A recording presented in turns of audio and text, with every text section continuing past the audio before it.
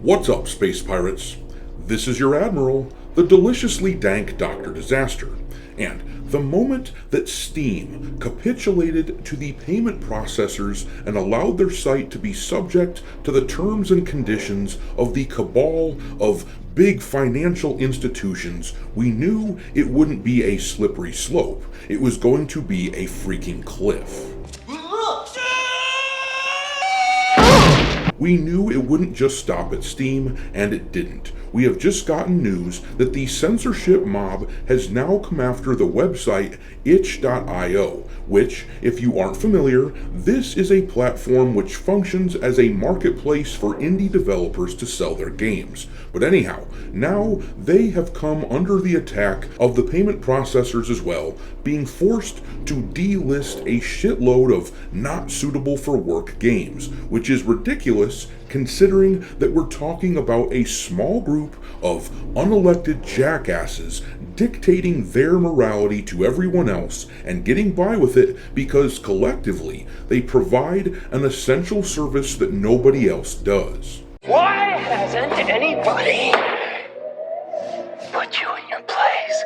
But it gets even worse. Not only did they force itch.io to delist a bunch of games, but as you can see from the community note that was attached to this post on X, they removed the games from the libraries of customers who paid for them, and they did this without issuing refunds. Well, it's time someone told you, no one likes that! But there is at least a bit of light at the end of this tunnel. The petition to stop MasterCard, Visa, and all these other companies from controlling what entertainment we can enjoy has blown up, hitting over 76,000 signatures now in around a week. There is a link in the description of the video if you haven't signed it yet, but on top of that, we have the Japanese government now getting involved. A member of their parliament has picked up the story and is preparing to take the issue up, specifically looking into Collective Shout, the group that these payment processors are using as a front, as an excuse to push their censorship. But this is happening because gamers are very vocal in fighting back against this sort of crap. We are an obsessive bunch who, when we're slighted, when we are screwed with, we don't let shit go easily at all. We're one of the most difficult groups to target for this reason. Recently departed legend Hulk Hogan crystallizes exactly what I mean. And what you gonna do when Hulkamania run wild on you?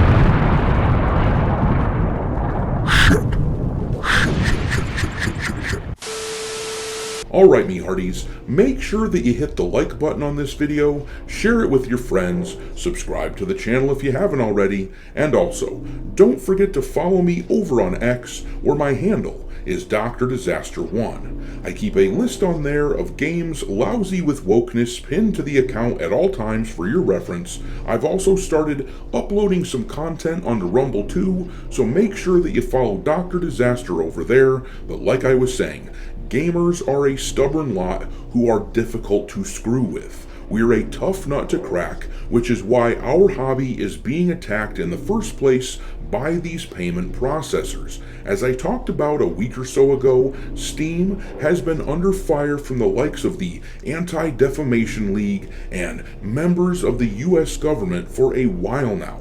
They don't like that Steam and sites like itch.io give us a spot for expression free of their ludicrous censorship.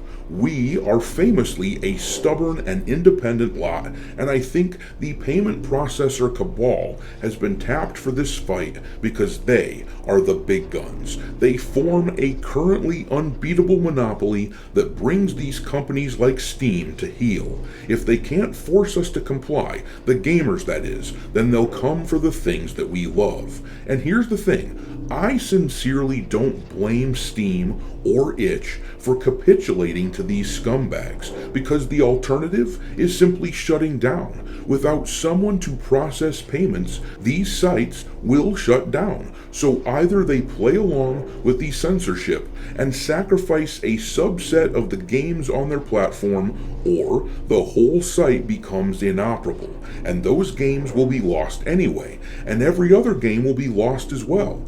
That's no decision at all, which is why we really need some governmental help to break up this ridiculous monopoly. From the outside looking in, you would think there was no monopoly because, of course, you've got all kinds of companies like Visa, MasterCard, PayPal, etc., who ought to be competing to get our business. But when they collectively work to force businesses to bend the knee to their ideology like this, it becomes clear that something needs to be done, which is why the petition that we've been talking about is pressuring the US government to push the Fair Access to Banking Act, which would eliminate this leverage.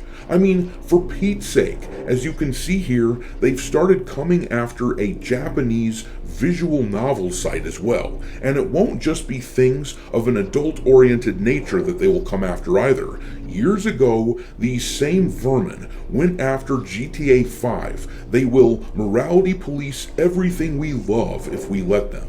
Thank goodness, we have made some headway though with the Japanese government.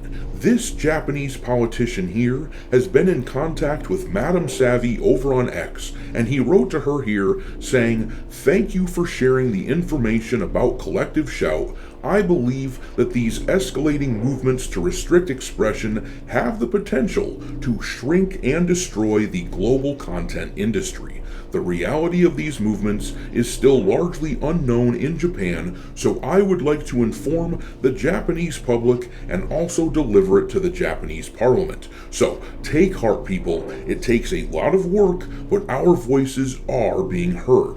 Community notes have absolutely savaged these bozos at Collective Shout.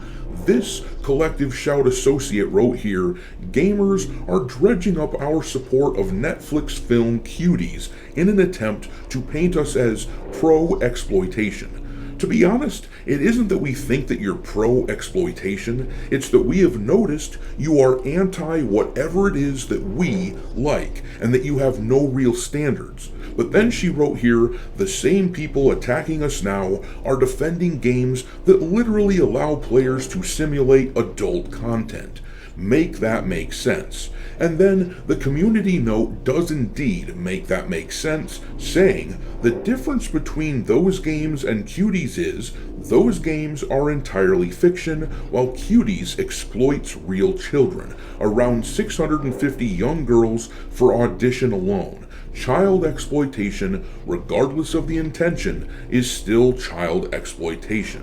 It has gotten so bad that at one point the Collective Shout account on X went into protected mode, though they are back up and running now.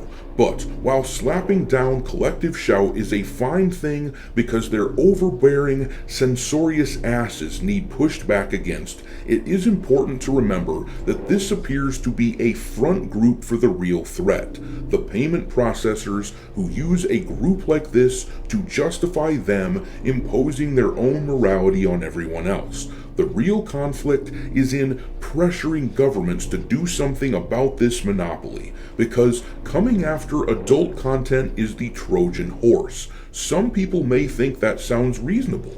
Next, though, they'll be after things like GTA 6. They've already shown that they don't like that franchise, and soon games will censor themselves in order to avoid getting axed by these guys. Games that don't push crap like diversity and equity and inclusion, they will be silenced. So make sure that you sign that petition right away. But I'm going to leave it there. Drop your contempt for these censors into the comment section below, and we will talk there. Thanks for watching, me hearties. If you haven't already, your Admiral is inviting you to subscribe to the channel and become a part of the crew. Life as a space pirate may not be glamorous, but there's always plenty of booty.